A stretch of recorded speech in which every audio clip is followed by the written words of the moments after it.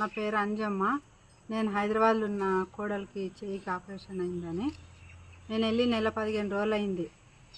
అయితే వాళ్ళ పొద్దున ఇట్లా డోర్ తీసింది ఉంది, మరి ఇట్లా అల్మరది ఇది చేసేసిండ్రు. రమ్మని మా ఆడవిడ ఫోన్ చేస్తే వచ్చి చూసేసరికంటే ఏం పోలేవు. ఒక 10,000, ఒక 500, 1000 దాకా అటు ఇటు 10,000 పోయినాయి పైసలు. అయితే ఏం పోలేవు కదా అనేసి నేను అవి చూసిన అంతే. గొలుసేసిండ్రు. పొద్దున పని అని వచ్చి గొలుసు అంటే తీసింది.